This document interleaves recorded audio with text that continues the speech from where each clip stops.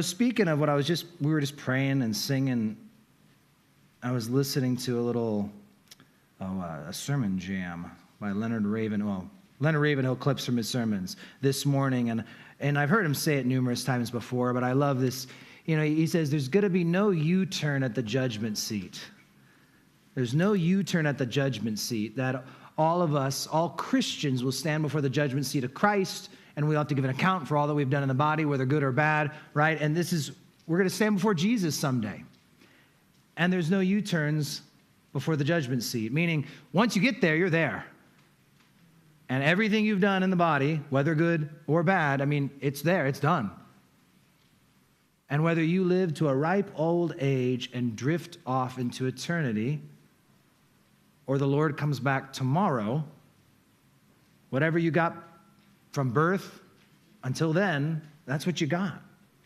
And so this idea of imminency and the idea of Jesus returning, it is something that should change the way we live. And, tonight we're going over one of those texts and just another section of eschatology, end times. It's the study of the end. And, it's so controversial in many Christian groups, and it's sad that it is, because I actually, when we did an end time series, I went through and I felt like you can take any of the major camps of eschatology, different beliefs on how to interpret prophetic scripture like Daniel and this text tonight and Revelation, and all of those groups have redeeming qualities. Every one of those groups, no matter how they view the scripture, you can view it in such a way that's healthy and actually urges you to be better. I'm not a post-millennial. The belief that the earth is going to kind of keep getting better and better, and the church is going to kind of bring the kingdom to earth, and once the kingdom of the church rules the earth, then Jesus returns. That's a popular belief, though, in many churches. But here's the thing. If you believe that, then what should you be doing? You should be the church, out there building the church to bring Jesus back. Well, I think he come in any second. What does that mean? Well, that means I should be out there trying to get done whatever I can get done until he comes. It doesn't matter where I stand. It can be beneficial to a Christian. I think it is a straw man argument when you start saying, well, if they believe it this way, they're going to be lazy. Or if they believe it this way, they're going to be... No, not really. I think every one of those views, you can be productive for the Lord Jesus Christ in the church. And so tonight we're talking about Gog and Magog. And what we're not going to do tonight, contrary to what some of you may have thought, or maybe what I even alluded to earlier, is I'm not going to do a verse-by-verse study of the chapter. We're going to be in Ezekiel eventually, and I'll go verse by verse through every verses of the chapter, and we'll do that. Really what I wanted to get done tonight was the straightforward, the who, what, where, when, why, and how. And what I'm probably going to do tonight, which I won't do as much when we go verse by verse, is I'm going to chase some rabbit trails tonight, especially on the who and the what, who and the when. Those are big ones that people want to know. And we will break down a whole bunch of different scenarios. That way, when we get there, we can just stick to, straightforward verse by verse and just tell it like it is. But we have this text. Let's go ahead and open our Bibles to Ezekiel 38 if you're not there. And I'm not going to read the entire prophecy, but I'm going to read some. Let's read a bunch of it, and then we'll at least have an overview in case we're rusty on this. Now, the word of the Lord came to me, saying, Son of man, set your face against Gog of the land of Magog, the prince of Rosh, Meshech, and Tubal. Prophesy against him, and say, Thus says the Lord God, Behold, I am against you, O Gog, the prince of Rosh, Meshech, and Tubal. I will turn you around, put hooks in your jaws, and lead you out with all your army, horses and horsemen, all splendidly clothed, a great company with bucklers and shields, all of them handling swords. Persia, Ethiopia, Libya are with them, all of them with shield and helmet. Gomer and all of its troops, the house of Togarmah from the far north and all of its troops, many people are with you. Prepare yourselves and be ready, you and all your companies that are gathered about you, and be a guard for them. After many days you will be visited. In the latter years you will come into the land who's brought back from the sword and gathered from many people on the mountains of Israel, which had long been desolate. They were brought out of the nations, and now all of them dwell safely. So it's talking about what's going to happen. These nations, this is really the what. If you want the short version, here you go. What? Enemies will gather against Israel and be supernaturally defeated by God. I've summarized both chapters. We can call it a night. Yay for us. We know what happens. But as we read, this is the nations. It mentions Israel. There's other stuff going on, but really, we read it. They're going to come against Israel, and then God, in the end, he's going to destroy them all.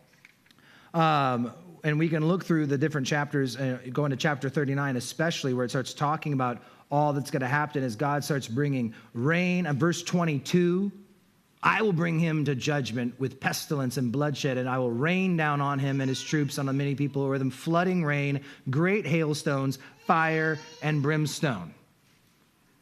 And what we're going to see happen after this is in chapter 39, verse 11, it's going to talk about them having a burial place, that they're going to take them 7 months, it says in verse 12, that they're going to have to bury these guys. And it speaks about burning all of, it's such a huge army. It's going to take them 7 years. They're actually going to burn all of the stuff, use the fuels, use the resources, and it's going to last them 7 years. So I said we were going to do who, what, where, when, why, and how. We already got what figured out. That one's in the bag. Call it a night. Where? Israel. That was pretty easy. Now we've got 2 out of 6 done. We're on a roll. There might be time for questions at the end. I actually wish there'd be time for questions. If we actually have some time, I'd love to have questions. Now, what, where, how about how? How is this going to take place? One word for you guys, teamwork. If you're avid note takers, these first ones are kind of like freebies and funsies, but I was just saying, this is it. This is going to be, they're all going to gather around. There's going to be a giant alliance that's going to take place to amass this great army.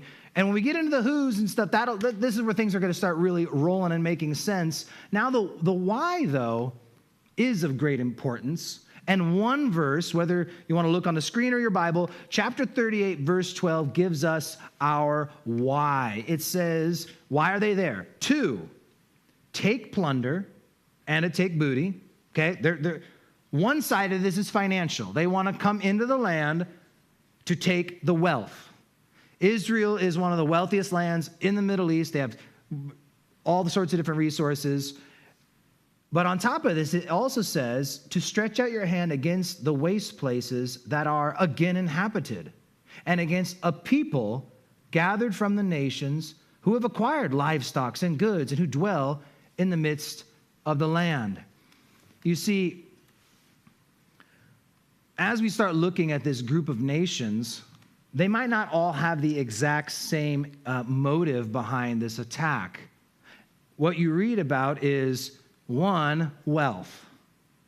So you got at least one of the parties that's involved, that's interested in wealth. They want to make some money off this deal. But it seems like some, or however many, doesn't actually enumerate it in verse 12, they just want to see the people who have been brought in and gathered from the nations who are now inhabiting this land again, they just want to see them gone. It seems just that simple. They just want the people gone. Now, I don't know if you follow, the Middle East and just the surrounding nations around Israel, but it's not hard to find the Arabic nations, which aren't really involved in this war. They're not really involved in Ezekiel 38 and 9, but still, they're neighbors. I don't know how many different presidents, whatever, national leaders I've heard use the phrase, we want to wipe them off the map. We want to push Israel into the sea. This isn't like, we have the State of the Union. Just had it, right? They have those too. And these are things that are said at their States of the Union. Iran says things like, we just want to wipe out the Israeli people. Period. Like, they don't give us more because they just hate them. They're hated by all their neighbors. And so there's going to be a group of people that do just want to annihilate Israel. And it's funny because they've always kind of had that effect on people. I mean, and God talks about when they were scattered throughout the nations and hated by all nations. And, we know about the Holocaust. But if you look at the way the Jews were treated in Russia, Russia is one of the most anti-Semitic nations historically around. But anywhere they've gone, they've really been picked on. And a lot of it, I think, has to do with God prospering them and them kind of doing well, and everyone sees, and there's a jealousy thing. If you haven't seen, Fiddler on the Roof, there's the Jews in Russia. I mean, if you want to get an idea, if you've seen Fiddler on the Roof, it's a good movie, and you actually will learn a lot about Jewish culture and the history of them in Russia and the way they were treated, where it's just like, go in, if you guys remember the movie, or if you've seen, the musical, it's just like, go in and destroy the wedding. Why? Just so the Jews know where their place is. I mean, this is kind of the way it was. It was just literally just make sure they know their place, that they're not from here and they're not one of us, and that we're in charge. And it doesn't matter where they've gone. They've always faced this. Now, how is this all going to happen? Teamwork. I know it's my one-word answer. That's all you're getting for the how. Now, the who and the when we'll spend a lot more time on, because that's the stuff that's more confusing. In all honesty, I'm going to take a minute to pause and talk about hermeneutics, because that always gets everyone excited, all right? Everyone's staring at me blankly. Okay, Caleb's excited, but other than Caleb. No, hermeneutics, right? I like the definition of the art and science of biblical interpretation. It is, how do we interpret the Bible when we read it? And there are different methods to reading the Bible. And today, if you're not familiar, it's funny because most of the people I meet are from evangelical churches with a conservative background. They love Jesus, and when you talk about some of the ultra-liberal movements who call themselves part of the church, it's frightening. And most people aren't aware of actually what's going on out there, where there are groups of people, they gather and they have these little theological conferences. And literally, people will go through the Gospels and look at the miracles of Jesus, and they'll just take a vote and make a determination. Did this actually happen or not? What do you guys think? No, Jesus probably didn't really do that one. Okay, that's a not real miracle. What about this next one? And this is what goes on. People just kind of, I don't think he actually did that. That sounds a little out there. Maybe this one he did. They like the kind of nice, unifying sayings of Jesus. They definitely don't like all the stuff about hell that Jesus said, because he spoke more about it than really anyone. But they don't, miracles, I don't know. And they find ways to rationalize. And so the way we interpret the Bible is a big deal. I like the way one of the guys I used to like to listen to and learn from, he just said, I just decided that I was going to read the Bible, and whatever made the most sense at face value, just reading it like a child reads it, is what I would believe until something else without a shadow of a doubt proved otherwise. I'm one of those guys when it says like Joshua walked around Jericho, day after day after day. I think he walked around Jericho day after day after day. And then when God created in days, I actually think God created in days. And I read these things, and when I hear a flood covered the whole earth, I think a flood covered the whole earth. And when I read about a battle, I'm just crazy enough to think a battle means a battle. And I think when they name nations, I think nations are going to be the nations. And so this is the idea about literal interpretation. And we need to take into account things like grammar. Grammar is a big deal. And just because we believe in literal interpretation doesn't mean we don't believe in similes.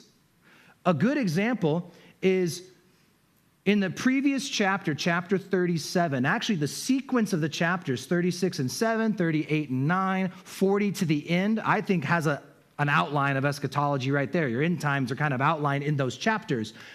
But we see this thing with dry bones and flesh coming on the bones, and then God explains what this vision is. Because this was a vision of something supernatural, and not like he wasn't just watching an event. He was watching bones coming alive and flesh. And God was saying, this is the kingdom of Israel coming alive again.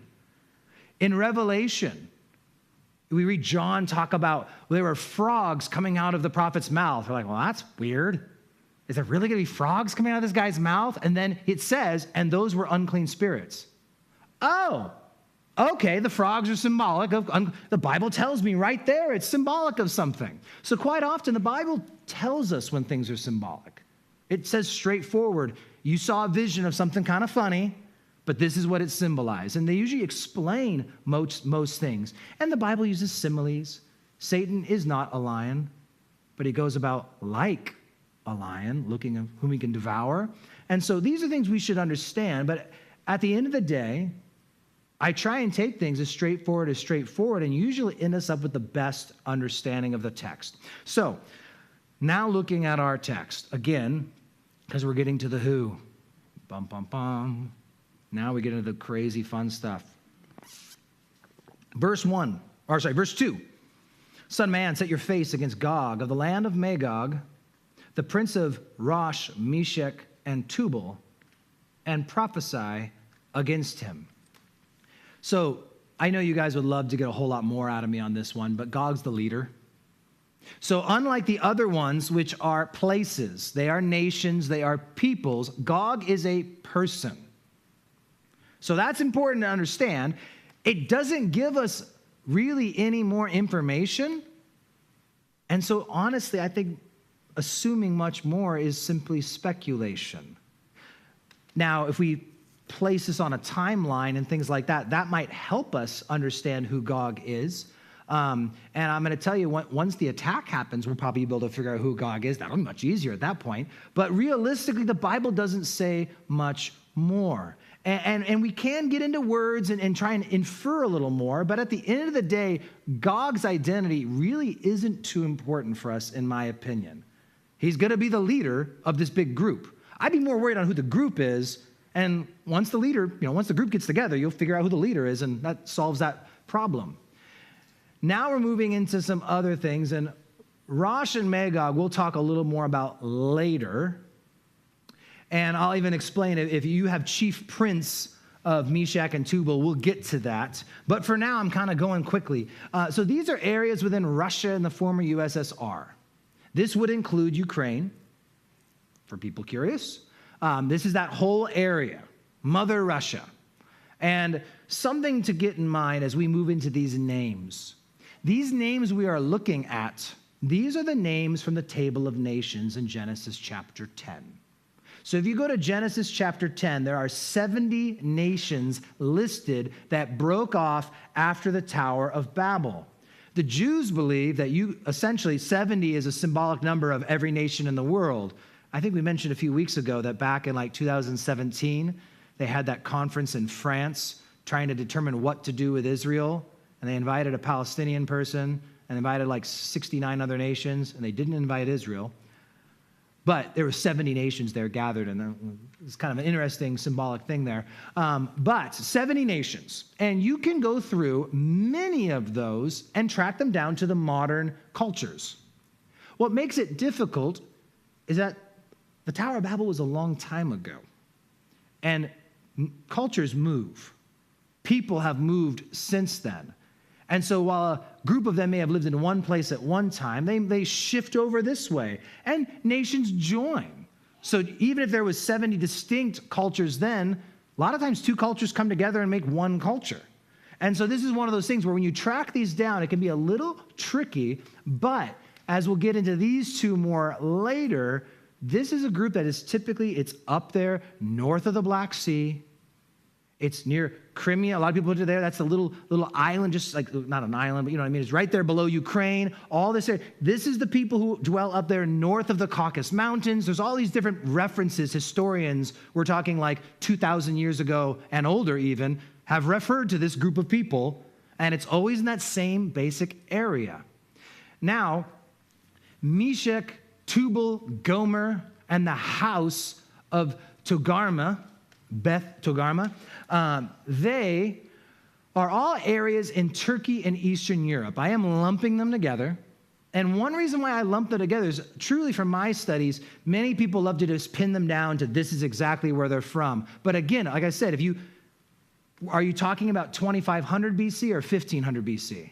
Because nations do shift around and move, get conquered. Some go away, some leave and come back. And so really, though, these guys are centered in that area. Azerbaijan, I need to drink. Azerbaijan, I know. Thank you. You're from over there, so you should be listing all the names for me. I could go through. But Armenia, older cultures, newer cultures, but this whole area of Eastern Europe, the down in the closer section, some of them are really easy. Persia Persia didn't change their name to Iran until 1935. This makes it very easy for us to track them. This is the easiest one on the list. So this shouldn't be, hard for us at all. They've held on to that name. Now, another one is Kush. Now, what's interesting is Kush, if you have a King James Bible, I'm reading of a New King James, but I always refer to the King James a lot. This is ancient Ethiopia, but ancient Ethiopia isn't the same as modern Ethiopia, if that doesn't help confuse us. Ancient Ethiopia is more the area of Sudan and into some of Ethiopia, but really the majority of it is modern Sudan. So just throwing that out there that, even ancient names don't always line up with the modern day location. And then I think we've got at least one more here. Put is modern day Libya. There we go. I got all that stuff there. So here we have all of these nations kind of listed for you. And it'd be great if you get time. One of my favorite note-taking tricks and tips, I don't know if we have any pens in the library right now, but we always sell these Micron pens. I've carried my black one with me. But I've got them in 7 different colors, and I go through in red under Magog. And then on your corner, you can write red, you can write Rosh and Magog. And then you can underline Persia in purple. And then on your margin, you can write Persia, and it helps you match colors. I learned a long time ago when everything's in black, it just makes it a sea of confusingness if you're trying to write notes in your Bible. So I put the map up. How convenient. That was the next thing I was going to do. So I did not make this map, so I can't say it's the most accurate map to my own liking, you might say. Magog and Rosh, I'd include Ukraine in that. I mean, that whole area, and honestly, a lot of Kazakhstan.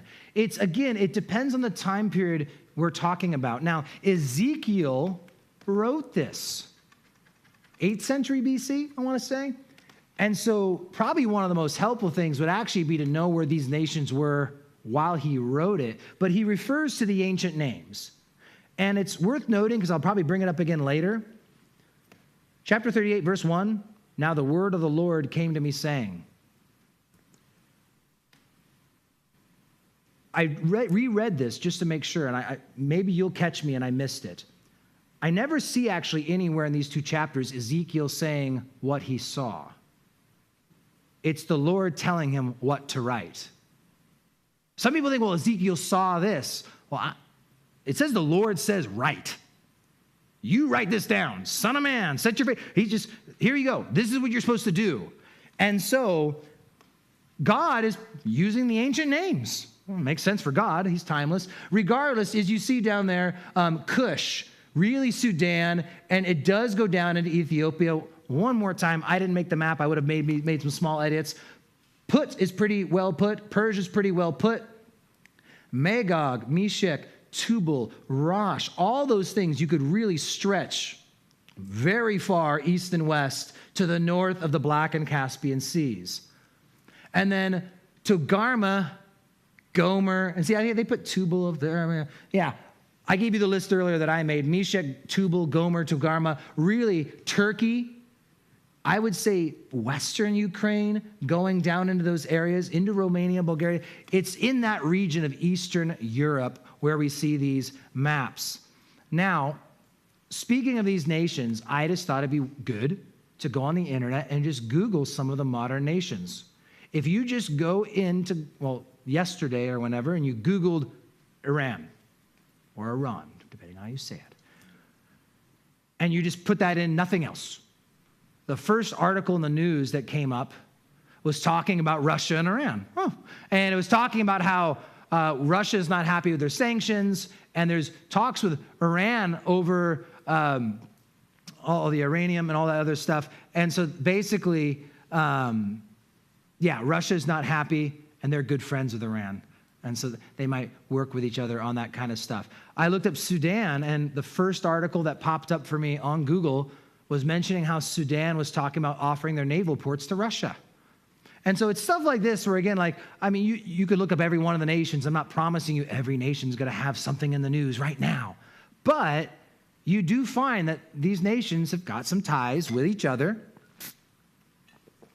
Now, When it came back to our first map here that I found off the internet, because I didn't have time to make my own. Some might say, well, maybe these are just like, some of these, die-hard, pre-tribulational dispensationalists making their maps to fit their agenda. I tried to find the oldest map I could find. I found this map from 1854, okay? And it's just a map, and it's not of Ezekiel. It's a map of just the Table of Nations, Genesis. And when you zoom in, right there north of the Caspian Sea, they've placed Magog, and nope, there at the top, they put Rosh.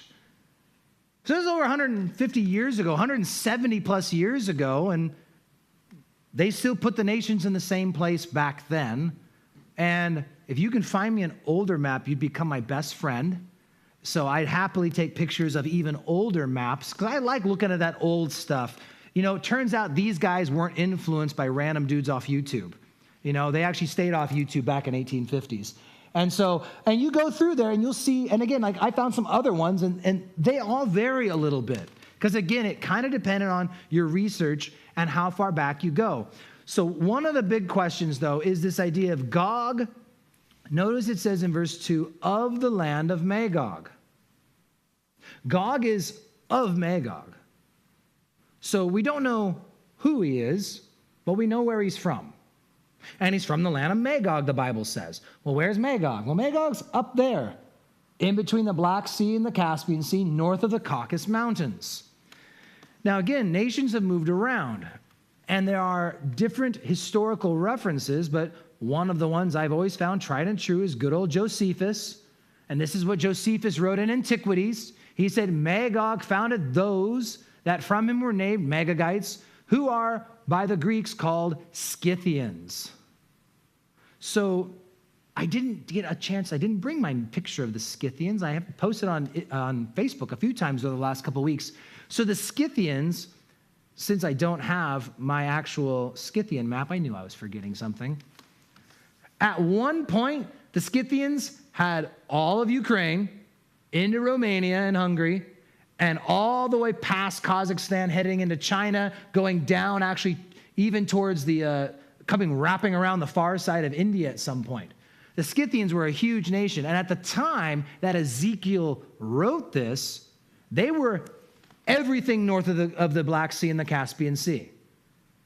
And so when Josephus writes of the Scythians, this is who he's talking about. And they continue to own all of that up there. As we watched, Darius I of Persia was defeated by them when he tried to go in there.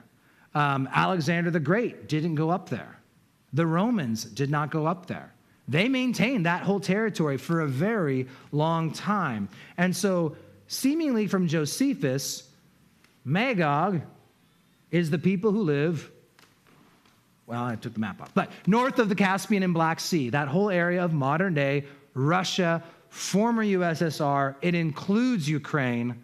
It's that whole shebang up in that area.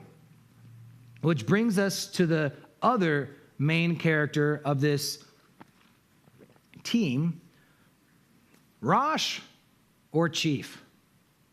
How many people got Chief in their Bible? Come on, let's be honest. Susan, raise your hand. I know you do. I can pick you out of the crowd. If you got a King James Bible, you've got Chief. Chief Prince. If you've got a New King James Bible, you got Prince of Rosh.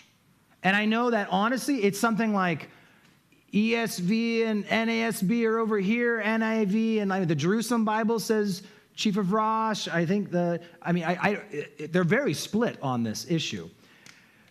And so how do we determine what is it supposed to be? So I'm going to give you guys a nice long lesson on grammar and Hebrew. This is fun stuff. I will just say this. If you ever hear someone say otherwise, you can say, I don't remember one thing he said, but someone bored me to tears proving to me what this word is supposed to be. So, William Gesenius. I'm having a hard time talking tonight. So this is the guy who wrote basically the main Hebrew lexicon used today. I actually looked him up. I was trying to see if I could buy his lexicon on eBay this afternoon, and that was one of the things for sale on eBay. You can buy that picture of those books, or you can actually buy the books in the picture today if you get on eBay right now. But I mean, your Strong's. Thayer does the Greek lexicon. Gesenius does the Hebrew one. I'm just going to throw this out here because when it comes to, is it Rosh or is it chief? I hear people always saying, well, the scholars say, and then they always mention some guy, and why is he a scholar? Well, maybe he has a doctorate. I mean, you're pretty smart if you got a doctorate. The thing is when he got his doctorates, he was studying this guy's book. So Gesenius was probably one of the greatest, Hebrew scholars of all time. This is what the Encyclopedia Britannica says about him. His Hebrew grammar and his Hebrew and Chaldean, i.e. Aramaic, dictionary taught generations of scholars and has been kept alive to the 21st century in various editions and translations. He also laid the basis for Semitic epigraphy, which is the study in ancient inscriptions, by collecting and deciphering the Phoenician inscriptions known in his time. So this guy is like top dog when it comes to reading Hebrew and understanding what the Hebrew says. I really was on the fence of did I want to give you guys the really nerdy definitions or just try and break it down into modern day English? You got to get a little bit of both, okay? Because my brain, I've been complaining about headaches this week because I've been reading this guy, okay? This is where my headaches are coming from. But here's some things. Why is there a question about this? Here's the deal: is the word Rosh means chief. Now, as most of us know, though, all Hebrew names mean something, right? I mean, every Hebrew name has a meaning. So anytime we see a Hebrew name, it could be the thing. Now, some are nouns and some are adjectives and some are other things, meaning your name could be baseball or your name could be strong, right? It could be an adjective, it could be a noun. So here's this word. We all know what the Hebrew word is. The Hebrew word's Rosh. There's no question about that. The question is now when we're trying to understand the Hebrew, is it supposed to be an adjective, the head or chief? Or is it a proper noun? Is it a name like the other two names in the list? This is where the whole contradiction goes. Sometimes people get worried. Why did the two different Bibles have two different things? Well, the Hebrew is the exact same. It's just, it's sometimes hard to translate these ancient languages into modern, and so it takes a little bit of learning. One of the main reasons why, two main reasons why it has been translated chief in many Bibles, including the King James Bible, including the Latin Vulgate by Jerome, is because, one, in Hebrew, normally they say something like this: 1 and 2 and 3 and 4. In English, we say 1, 2, 3, and 4, right? We do a list, and there's only that and in between the last ones. In Hebrew, the standard is an and between everything. There is no and between Rosh and Meshech. So they assume, okay, it's not part of the enumeration. That's one of the main reasons. And so it's worth noting that, and even Gesenius says, contrary to English, which the lengthy enumerations uses and to connect only the last member of the series, in Hebrew, polysedenton is customary, which is the fancy talk for what we just talked about, this 1 and 2 and 3 and thing. Now, he also points out, though, that sometimes only the last two words are joined, especially in groups of 3. So it's just worth noting, Gesenius points out Genesis 5:32. Noah begat Shem, Ham, and Japheth. And then the Hebrew, that's how it reads. Genesis 11:26, Terah lived 70 years. He begot Abram, Nahor, and Haram. Abram was very rich in livestock, silver, and in gold. Genesis 13:2. So Gesenius points out the norm is this and this and this. But sometimes they don't follow that. But this threw people for a loop when they were trying to translate this text into a different language. Is Rosh an adjective? Or is it a noun? The second reason they think it's an adjective is simply because they couldn't find Rosh mentioned anywhere else as a noun. It's okay, we don't see it. It's not a nation we know of, so must be the adjective. The problems we run into with it being an adjective, I know this is super brainy and nerdy. There's 3 of you who are super excited right now, and the rest of you, I thank you for being so patient with me. But I have this thing about beating dead horses, because once they're good and dead, you just know, okay, I think we've sealed this and put this issue in the grave. So when you look at the Hebrew grammar, there's two problems with translating Rosh as an adjective. The first is actually in proper order, it should actually be first. You'll notice it's prince, the chief of Meshech and Tubal. Traditional Hebrew, I'm not going to read you what Gesenius wrote because I can barely even understand it after I've read it like again and again and again and again. But he's basically talking about proper Hebrew syntax. Nothing must intervene between the construct and the nomen rectum. We all understand that. So I won't explain it anymore. But basically, in short, Rosh should be first if it was an adjective. The order of the words is not the way you would expect it to be. The second thing to notice is in traditional Hebrew writing, if it was the chief prince of Meshech and Tubal, notice in verse 3, it says it again. Whether you're reading which one of there, prince of Rosh, Meshech, or the chief prince. They note that an adjective like chief, when it's part of a list and it's going to be repeated, they don't usually repeat that adjective every time. And if you look through your Bible, you might notice the chief eunuch, whatever, did this, this, and this. Then the next one is like the chief captain, or then the next time just the captain. They would drop the adjective in the future verses if it was just an adjective to add information. Tell it to you once, he's the chief. You shouldn't need to say he's the chief again and again in chapter 39. So that's another point he makes, and I'm just going to try and just let him do the speaking, and I'll wrap this thing up in short. The guy who wrote the lexicon, the guy who wrote the most popular and used Hebrew grammar lexicon in existence, he writes this for us. It's a little bit lengthy, but here we go. Rosh is a proper noun. A northern Scythian race, which Ezekiel 38, 2 and 3, and 39, 1 link with Tubal and Meshech as dwelling near the Black Sea. He reads some Hebrew stuff that's hard to read, but he mentions the Septuagint, Symmachus, Theodosius. These are all Greek Old Testament copies. They correctly translate it as the prince of Rosh, Meshech, and Tubal. But the Targum, Aquila, and the Latin Vulgate incorrectly translate Rosh as an adjective, the chief prince of Meshech and Tubal. Now, Jerome is the guy who made the Latin Vulgate. That was what's used by the Roman Catholic Church for centuries, and it was a huge influence on modern Bibles. Many modern Bibles look at the Latin Vulgate as something to help lead them in how to do it. This is what Gesenius says about Jerome. But Jerome, who wrote the Vulgate, the most learned man of all the learned men of the church, erred. For the people called Ros in Greek, Rus in Arabic, and Rus in Latin are frequently mentioned by Byzantine and Oriental writers inhabiting the area of the Crimea.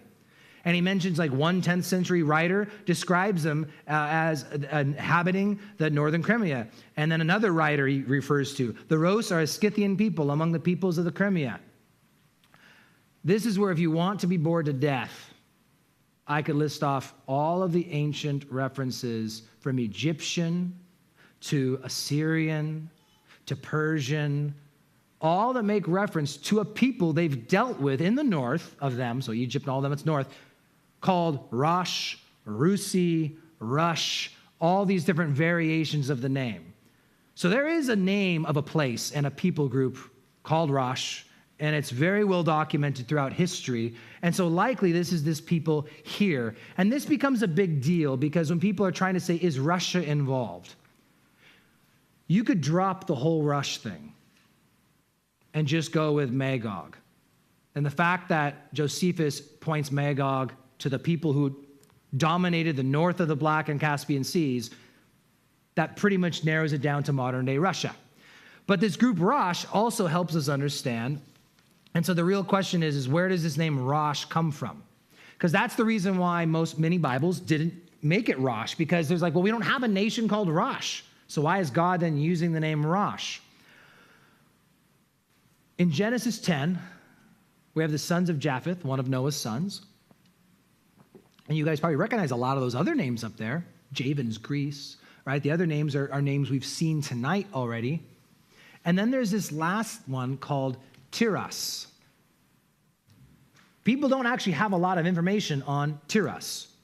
It's really hard to find any information. Josephus says it's Thrace, but as other people point out, we just got nothing else to tie it other than Josephus's reference. But what's interesting is I'm just giving you guys straight up my notes I hand wrote. So there's probably going to be some typos and good stuff, but bear with. So, and that's a typo right there. Arcadia. This is my phone trying to correct my ancient words. Akkadian. Akkadian was like the national language, so ignore the words up there. But in Akkadian, which is spoken by the Chaldeans and others, they often drop the T. And it's actually interesting. I want to say it was Tarsus, where Paul is from, Paul of Tarsus. It used to be called Tarazu, but in Akkadian records, it's like Arasu. They drop the T. It's actually really normal for them in certain words to drop the T. If you do that, you end up with Rosh. And again, Akkadian was like today, English is the international language. If you want to communicate with people around the globe, English is your best bet to communicate with the most nations. Back then, Akkadian was. And much of these international things were going around with a nation that pretty much called them Rosh.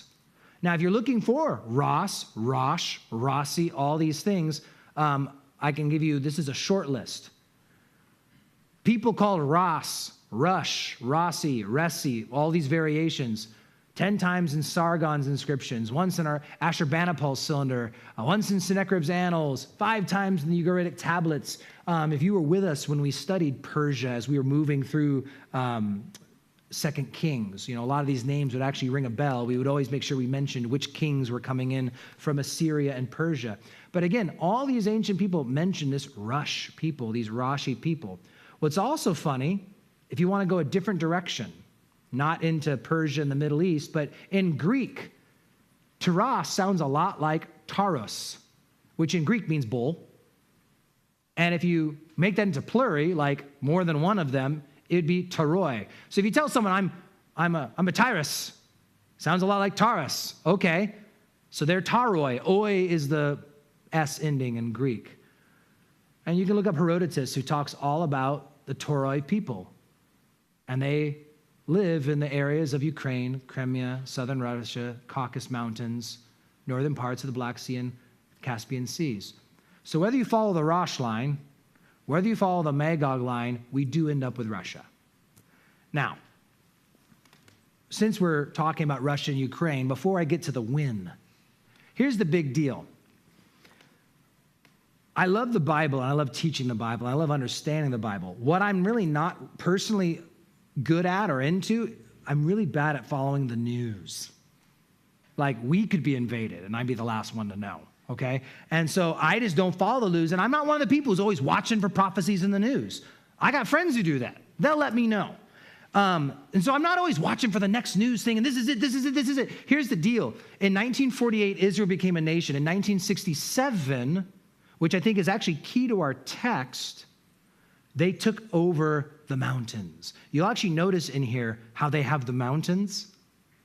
They didn't have the Temple Mount before 67.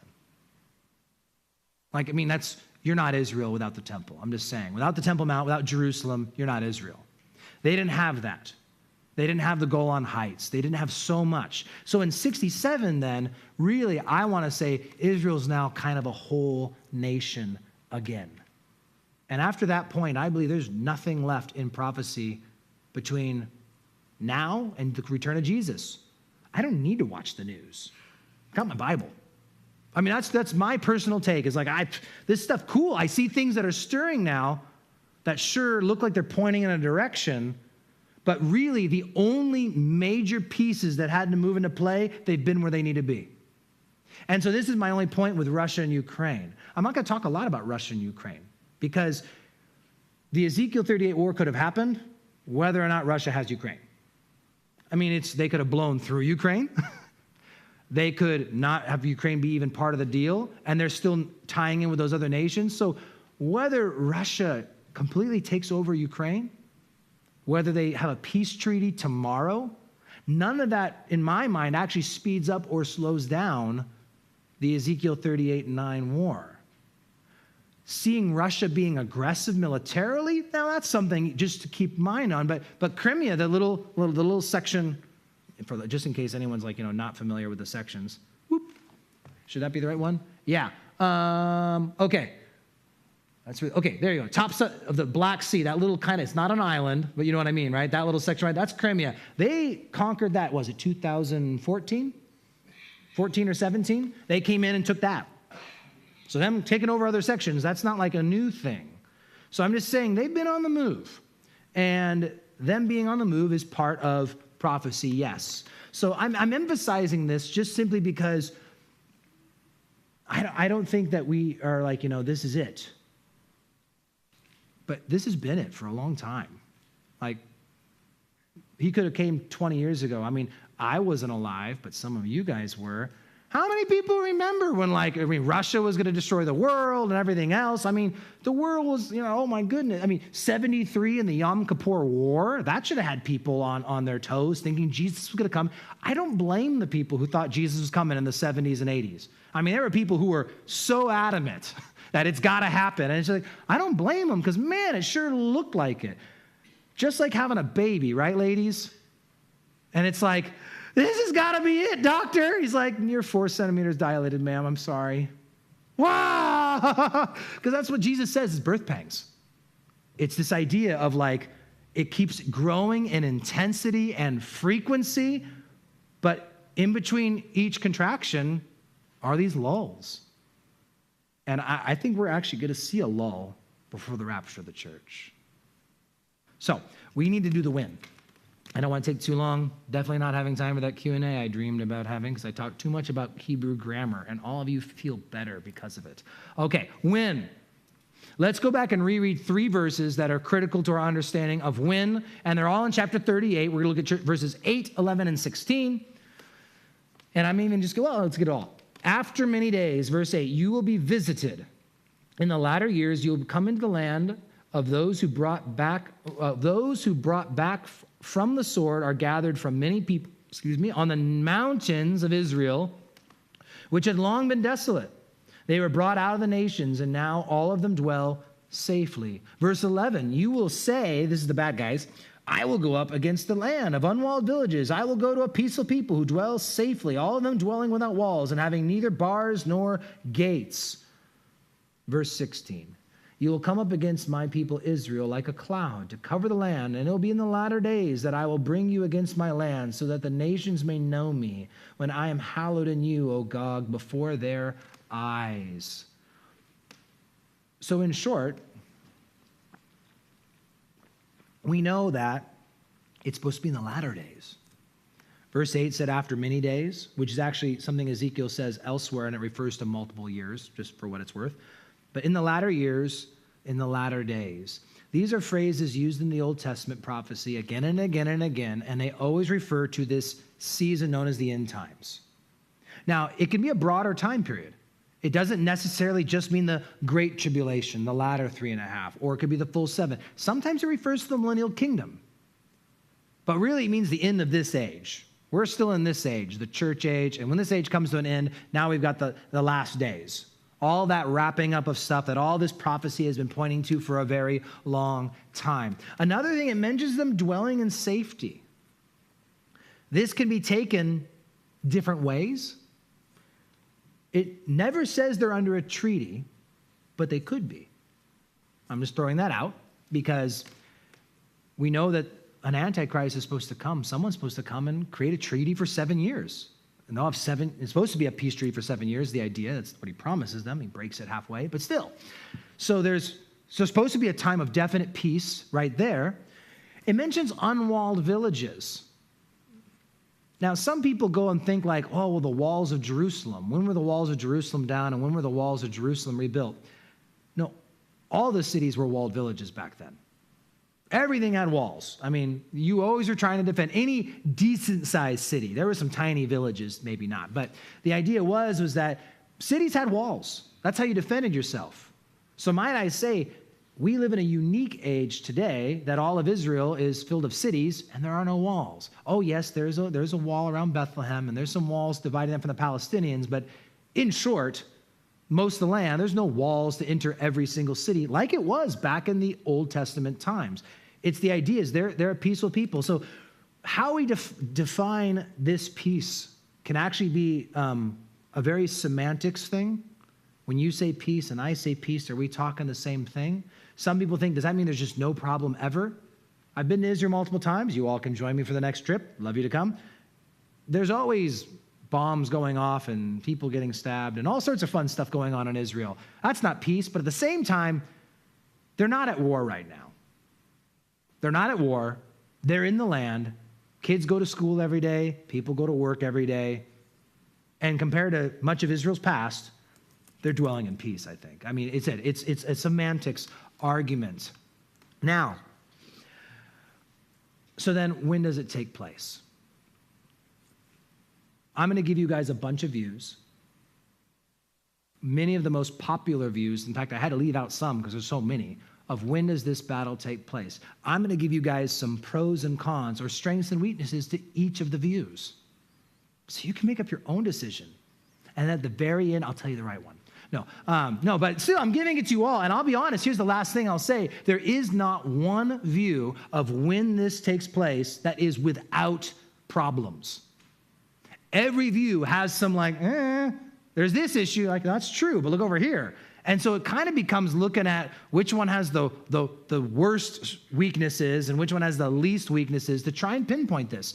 But to start off, I'm going to kind of give you guys different views, and I'll even throw up some popular names of people who believe in these views, just food for thought. But there is multiple preterist and historic interpretations. These are interpretations where this stuff happened in the past and it's history. I'll give you a few more examples after this.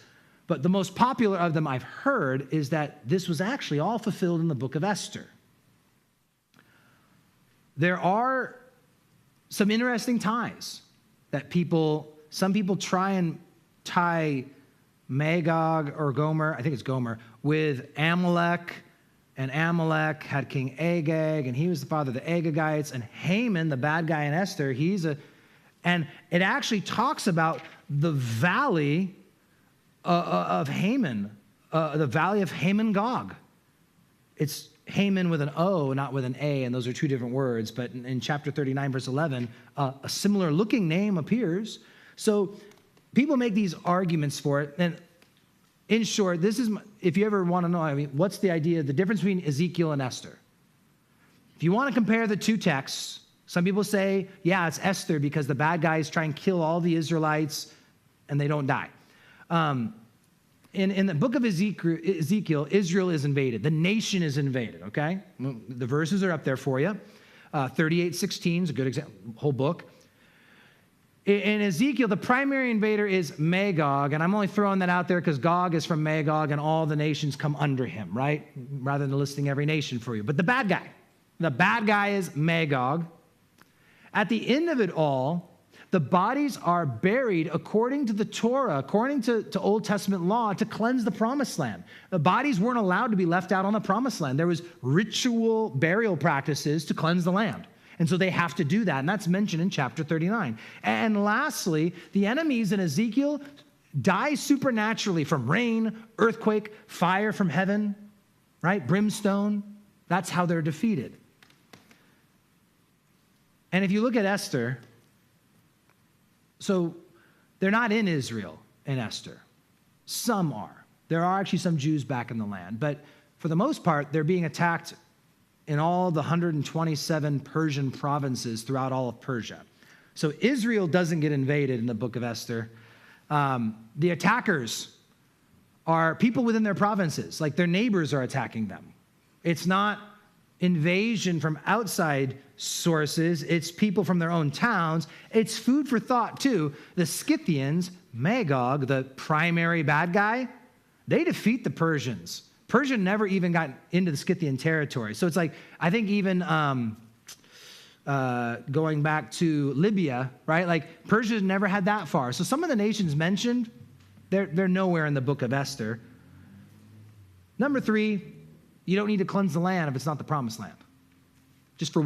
They have to cleanse the land because the battle happens in the promised land in Ezekiel. In the book of Esther, they don't need to do any cleansing because they're not in the promised land. And last but not least, God doesn't supernaturally destroy the bad guys in Esther with fire and hail and everything from the sky. The Israelites defend themselves, and the Persian government helps them. So I'm just throwing out, I just kind of throw out the historical views. You might hear, talking to people, people say Antiochus the fourth, Antiochus Epiphanes, the abomination of desolation. Some people actually say the Crusades is Ezekiel 38 and 9. So these are camps that are out there. But I'm going to say for the most of us, I assume, we believe it hasn't happened yet. And I should have put up a little end times timeline for you guys. But if I gave you guys the end times timeline I actually used a few weeks ago for when we were in 1 Corinthians, if we have the rapture of the church, the 7 years of tribulation with the middle point, right, in the middle, go figure. The end of the 7 years, you have the battle of Armageddon, Revelation 19. Following the battle of Armageddon, Revelation 19, we have Revelation 20, the 1,000-year millennial reign of Christ, with another battle at the end of that, verses 7, 8, around there. And then you have eternity, right? From that point forward, eternity. Some of you, I'm sure this is like new. You might want to find an old recording and catch up on all of that because that's a whole lot to suck in at once. But we're going to look at this stuff. And at the very end, I'm just going to wrap it all back together. I'm going to move quick because I don't want to spend all night doing this stuff. Okay. Before the rapture, meaning this battle happens before the rapture of the church. This is in the Left Behind movie and books. Tim LaHaye, Jerry Jenkins, Dallas Jenkins of The Chosen's dad, right? Joel Rosenberg, popular author. For what it's worth, I've heard Tim LaHaye has said he actually doesn't think he actually would be in the next group, but he put it in his book that way regardless. Here's a strength, I'm just going to throw it out here, of having the battle before the rapture. It's not so much that it makes it stronger, it's just maybe a pro or a bright side. If this war happened before the rapture, it tells us in here that all nations will recognize, like everyone's going to know I'm God. The Jews, people, and so if this battle happens before the rapture, it could mean a revival and more people getting raptured. So that's good news. It's not necessarily a point that makes it stronger, but it's good news. Weaknesses. It really does seem like the next prophetic event in the timeline of the church is the rapture. And if Ezekiel 38 precedes it, it kind of takes away from the imminency of the rapture, because once again, it's like, I'm not waiting for the Antichrist. He's supposed to come later, I think. I'm waiting for Jesus. I'm not watching newspapers for the Antichrist. I'm watching the sky and the Bible for the Lord.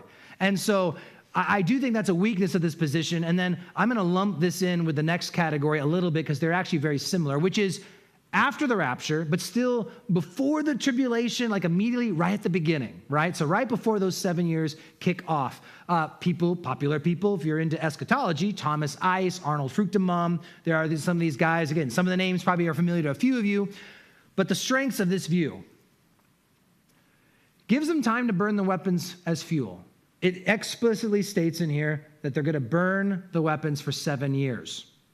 So starting that clock 7 years, before the 7 years of tribulation seems to line up really conveniently. That's a strength. Post-rapture chaos seems conducive to an attack on Israel because they have no allies. I'm hoping, Lord willing, that much of America gets raptured. I'm trying to be an optimist here. And it crushes our nation, which makes total sense then why America's not really in the end times. If, and I'd love even better to see revival before then, if America's wiped off the map because we all disappear and go to be with the Lord, well, that makes sense we're not in the end times. So, after the rapture, though, with America gone, Israel's going to be kind of lonely. A lot of their greatest allies are Christian nations, or predominantly Christian nations. They're going to lose a lot of people and be in chaos. And a lot of their enemies are Muslim nations, of which I don't expect too many people to be missing. So, it just seems like the rapture would actually set up this attack very well. And with the defeat of the Muslims, it opens up the door for a peacemaker to step in, rebuild the temple. I have my own little movie in my mind of what the end times would look like. And I think if the church is gone and the radical Muslim world is gone, because I didn't mention that earlier. If you go back, and I should go back, it's important. You notice little Israel there in the middle? Do you notice all the surrounding nations are not highlighted because they're not part of the attack? All of their immediate neighbors are their Arab neighbors. There are many Muslims in those Arab nations. I didn't even get into Sheba and Dedan. They're parts of Saudi Arabia. Tarshish. You'll have to come back for when we're in Ezekiel to hear that one. But they're not part of the attack. And so even though they're Arab nations, the other nations around them are predominantly, and again, that map's not, I don't think, perfect, they're Muslim nations. They truly are Muslim nations. And therefore, if the radical Muslims get wiped out in this battle, and the radical Christians, those conservative evangelicals who stomp on all of our fun, they're taken away, it leaves a way for a peacemaker who can kind of be this happy, make everyone happy scenario, right? Look at, and honestly, I think the Antichrist is going to try and represent God. I think he's going to show up being like he believes in God. And he's got it all. God has to be real. A bunch of people just disappeared. Fire just rained down from the sky. God has to be real. And what is he trying to tell us? Well, he got rid of all those conservative Christians and he got rid of all the conservative Muslims. Maybe he wants us all to get along. I'm just saying, there's an interesting way you can play that out. So, putting where we were at on here, with the defeat of the Muslims, it opens up the door for that to happen, for the rebuilding of the temple and the peacekeeper. Weaknesses. Now, this is for both the pre-trib view and the post-trib, or sorry, the pre-trib, not post-trib, but both of the views, right? Before the rapture or after the rapture, both of them, it's debatable whether this is a time of peace. Some people just say, I mean, they still got a lot of bad stuff going on around them, so that's a weakness to the view. And last but not least, what's up with all the bows and arrows and horses and stuff? That's a good question that people have. It's like, he's seeing bows and arrows. Like, are we supposed to expect this in the near future? A bunch of horsemen sneak attacking? I have a response for that, but it truly is a weakness to the argument. And there'll actually be some later ones that it's not a weakness. So it'll be to their advantage. I will say this, though. Once again, Ezekiel is writing what God said to write, right? I'm sure some of you have heard the argument, well, Ezekiel was writing with the language he knew of, right? Ezekiel couldn't describe a this or a that, so he just used the words he knew. Ezekiel's writing what God says to write. He's not writing what he's seeing. He's writing what God says to write. And in that note, Ezekiel, I want you to write tank. How do you spell that, Lord? T-A-N. No, I'm just saying, like, God's the one doing the talking. So if God chose to use words that'd be familiar to his time, that's up to God. So it's just worth noting that. Now, moving on. Could this war happen in the tribulation? Somewhere in the first half leading up to the middle, okay? When the tribulation has started. People like John Walvoord, J. Dwight Pentecost, they hold to this view. It's during the tribulation. And a lot of the guys I'm going to mention up there, like every one of these upcoming camps, like are men I read. Like, they're all good. They just have some slightly differing opinions. And here's the reason. During the tribulation, Israel's at peace. The beginning of what marks the 7 years? It is the Antichrist making a 7-year covenant. So they are absolutely at peace during the tribulation. It's a strength. And who would that peace treaty be with? It'd be with those surrounding Arab nations. I don't know if Israel needs a peace treaty with people way down in Africa, but they need a peace treaty with Egypt, I guess. Egypt is one of them. So the idea being is actually a peace treaty with Israel as described as what's supposed to happen in those end times. It would actually fit the bill pretty good. Weaknesses. For what it's worth, once the 7 years has started, there's no longer 7 years to burn stuff. It's a weakness. Another weakness. And I'm going to sometimes it's hard for me to actually read all my notes up there. I'm going to read them over here. Okay. Oh, yeah. So if it's not early enough. So like if it happened right at the middle, this is only if it's like really close within 7 months of the middle of the tribulation. Because at the middle, Antichrist is going in the temple. The Jews have to flee. They go hide in Edom and they can't bury bodies at that point. So that's a timing thing. It can't really be too close to the middle, maybe be more to the beginning, and then that wouldn't be a problem. But lastly, it's worth chewing on this, and just food for thought. Why would God, if this is during the tribulation, literally save them and then immediately have the Antichrist come and take them over? and kick them out of the land. I mean, all that kind of stuff happens. And for what it's worth, I still think the bow and arrow thing's a problem at this point. I'm just throwing it out there. I mean, I'm assuming there's still going to be technology in the first half of the tribulation, but what about the end of the tribulation? So Armageddon, many people believe Gog and Magog is the Battle of Armageddon. Charles Feinberg, I just bought his book for Ezekiel, so I had it on hand. Good commentator. One of the strengths, guys, hey, it's a last days battle, right? I mean, it's the Battle of Armageddon. So we're talking about a battle in the last days. Sounds pretty convincing to me. Next, both battles describe the animals eating the dead. So we have some similar descriptions now between the two. Ezekiel 39:22 says that the result will be that people acknowledge God, and both would be true, right? I mean, at the end of Armageddon, everyone's going to acknowledge God. At the end of Ezekiel 38:9, everyone's supposed to acknowledge God, so that's another good one. And by this point in the tribulation, there may be no advanced weaponry left. I honestly think when you read about the river drying up, the Euphrates, so that the armies can come in, well, I mean, modern day civil corps, they can work their way over a river. But if we have all the craziness of Revelation take place, I'm assuming we're going to lose a lot of our modern technology, and we might be back to torches and horses and swords and whatever by that point. We might have used up all the ammunition at that point. So this idea of bows and arrows by the Battle of Armageddon, that might be actually a very realistic thing.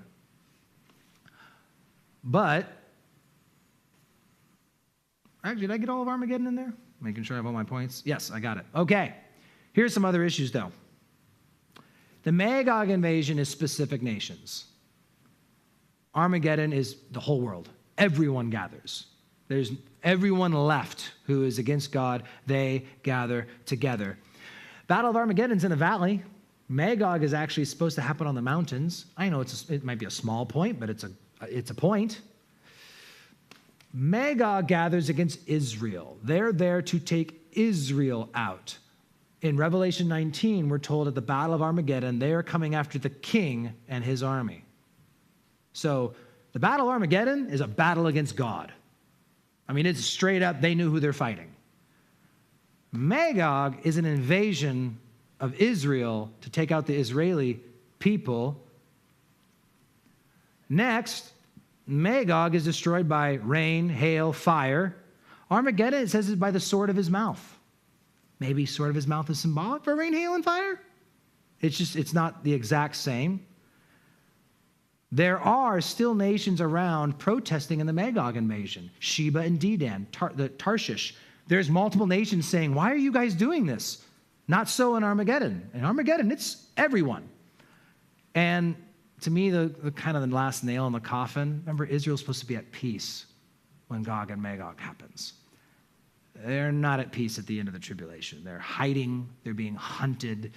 And so I'm throwing it out because there really are I made some strong strengths for Armageddon, but there's also some really strong weaknesses to the Battle of Armageddon. To me, the chief of all is just the Battle of Magog is supposed to be at a time of peace, when all of Israel is dwelling peacefully in unwalled cities. And if you read Revelation, you read other prophecies of the end times, Israel's going to be in hiding during the end of the tribulation. So that doesn't seem to fit. One last one, which is the end of the millennium. Henry Halley, many of us are familiar with Halley's Bible Handbook. Okay, so I mean, this is a view that he held. Yeah. Strengths. This is a pretty big strength. Revelation 20, verse 8 specifically mentions Gog and Magog. I'm going to put that on the strong strength list. And just like Armageddon, there's some strong strengths, and then we'll see some weaknesses here too. Much of the imagery is quite the same. I mean, just numerous armies flooding in from all sides. Revelation 20 is so short, just a few verses. So, I mean, but what few verses we have, the description is similar. And guess what? It's the end of the millennial kingdom. Israel is most definitely at peace. Jesus is reigning on the earth. So, I mean, that fits the bill. And you probably could only muster up swords and primitive weapons. Remember all the swords being beaten into plowshares and all of that kind of stuff? I mean, that is supposed to be part of the process. And so there shouldn't be guns, there shouldn't be tanks, there shouldn't be. So a battle where they had horses and whatever kind of rudimentary weapons they could come up with, you fashion yourself a bow and arrow. That makes sense. And fire. Both armies are consumed by fire. Yes, Magog war, it mentions water and earthquake and other stuff, but they're both, it says fire consuming the enemies. So, I mean, that's very similar with both. And guys, we're almost at the bitter end. Thank you for bearing with. The end of the millennium. What are the weaknesses with this one? First off, there's a chronology issue, and I mentioned this earlier. If you read the book of Ezekiel, chapters 36 and 7 are talking about the restoration of Israel, the bones coming to life, it becoming a nation again. And then 38 and 9 speaks of this battle that happens after they become a nation. Chapters 40 to the end, it describes the millennial kingdom. It describes the temple that's going to be in the millennial kingdom. So, I mean, if that's the chronology truly in Ezekiel, many scholars believe Ezekiel's doing this in chronological order. Well, then you can't take 38 and 9 and stick it at the end, right? So there's a chronology issue if Ezekiel should be translated that way. It says in Revelation 20 that the fire devours or consumes the enemy. All right, our Greek word there, katashithio, it means to literally to consume by eating up. Okay, I mean, the fire in Revelation 20 is supposed to just literally eat up the bad guys. Therefore, there should be no bodies left to bury, just from the wording of it. I mean, they're gone. And last but not least, second to last but not least, Magog invasion results in all believing in God. That's supposed to be one of the big things. Chapter 39, verse 22, I'm going to read it to you. It says, "So the house of Israel shall know that I am the Lord their God from that day forward." After Gog and Magog, Israel's going to come back. And the idea is that it's not necessarily believing in the Messiah. But right now in Israel, 90% of the Jews in Israel are secular. They are not practicing Jews. They don't practice Judaism. They deny their God. But after Gog and Magog, chapter 39, verse 22, from that day forward, they will know I am their God. That doesn't fit the bill for the end of the millennial kingdom where Jesus has been ruling in the temple and they've been doing, Israel's there, new temple, it just doesn't fit the bill. So there's a big problem there. And last but not least, burying bodies for 7 months and burning weapons for 7 years doesn't make sense when the event immediately following this battle in Revelation 20 is the eternal state. I actually don't think that it's just fire consumes the enemies. I think 2 Peter chapter 3 describes the whole earth and all of creation burning up. And literally, new heavens and new earth we read about in the next chapter. That everything is replaced and eternity just starts. The bad guys incinerated. It goes into the judgment seat, the white throne judgment and all of that. And so this burning for 7 years and burying for 7 months, it just doesn't make sense if it's there. So which is right? You all know. You don't need me to tell you. No, where I lean, I would lean into that second category. I think the rapture will precede the battle. And I do think it's because of the imminency of Christ. That is the biggest thing for me. Not knowing the day or the hour, not knowing when to expect, but be looking for Jesus and expecting Jesus and longing for his coming. It's the next thing on the prophetic timeline. I actually think, that's what I think. I don't think I can be super dogmatic. The idea that the battle could happen before the rapture, it's one of those ones like I could put that on the table. The two of them both had those strengths. The big weakness is just the bow and arrow thing. Well, that's a weakness for sure. I mean, why doesn't he say bazookas? Well, I don't know. Maybe Ezekiel didn't know what a bazooka was. So God didn't tell him to write bazooka. There's different reasons and ways to solve that. But as we look at the other views, and especially the further forward we get, the beginning of the tribulation, early in the tribulation, the weaknesses aren't as bad. Battle of Armageddon and Revelation 20 at the end of the millennial kingdom, those are actually two of the most popular other views outside of the right one. And, but those two have some of the strongest weaknesses. That's the problem for me. Armageddon is not a time of peace. So that really loses me there. And this idea of it mentions Gog and Magog. Why do they mention Gog and Magog? I'll throw this out here briefly. In Daniel, we read Daniel talking about the prince. Remember, prince of that's the word, same word used here of Gog, right? The prince of Greece, the prince of Persia. He was talking in that time about demonic power overseeing Persia and overseeing, and it just might be using that spiritual language of Gog being a demonically empowered individual, not necessarily Antichrist, but I'm saying, but just like there was a prince of Persia, and this angel is like, I've got to go battle with this prince of Persia because there's demons that are empowering Persia, and Greece is next. And so we know that there is this symbolic and spiritual side of things, of which I think that's probably what they're referring to in Revelation. But again, burning the weapons, burying the bodies, doesn't make sense because when the battle's over, boom, eternity starts. There's no need to bury anything or burn anything. And even if burning and burying was symbolic, it still doesn't have a purpose then. It's a moot point at that point. But most importantly, church, hey, what do we do with all of this? Some of you came tonight for your first time here to listen to me talk about us. Either this is really dry or this is like super exciting. Some people are trying to stay awake. Other people are like drooling. They're so excited. That's just how Christians are. There's the prophecy guys and then there's the not so prophecy guys. I had to warn Josh. I warned him. I was like, tonight's going to be kind of a crazy night because we're going into, he's talking about coming and visiting tonight. I was like, man, we're going to get into some crazy stuff. But here's the deal, is if you were here in the morning, this ties in. Where we read in Romans chapter 12, I beseech you therefore, brethren, by the mercies of God, you need to give yourself up as a living sacrifice, holy and acceptable to the Lord. And that's a reasonable thing to ask of you. Why? Because, man, Jesus is coming. And I mentioned before I sat down this idea of no U-turn before the judgment seat. If it could happen at any moment, and if by God's grace, Russia invading Ukraine got you thinking about the end, well, the question is if the clock is ticking, how many people do you love who are not going to go to heaven? How many people do you not even know, but you still want them to go to heaven?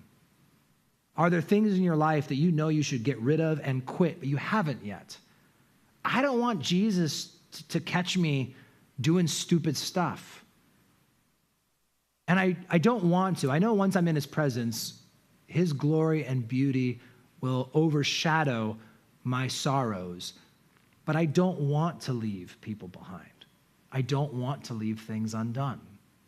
That's what we do with all this, is as we look at these prophecies that just tell us at any moment now, he could pull the plug.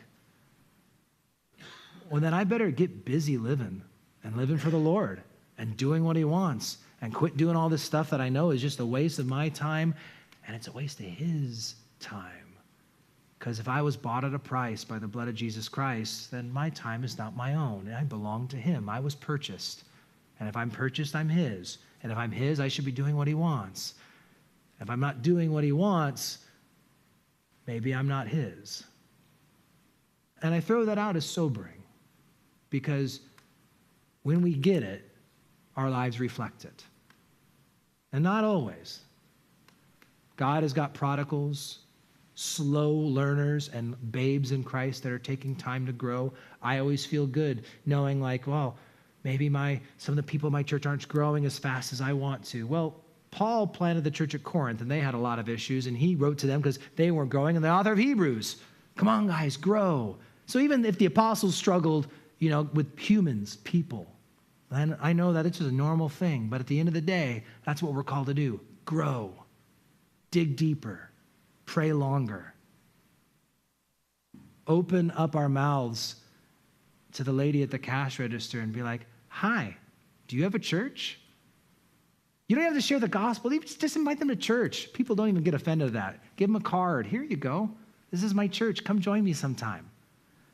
It's so easy, but let's be honest, how many of us do it? But if Jesus could come back this week, how much should we do it? So that is what we do with all this, is we do what we always knew we should have been doing, and we do it well, and we do it empowered by the Holy Spirit. And so if this is your first time here or whatnot, we end at 8 sharp. You don't have to stay if you don't want to, but we always end on time, and we're going to be seeking the Holy Spirit, and we're going to be praying for God to fill us and use us, and we're going to be praying for some of the people here tonight who need God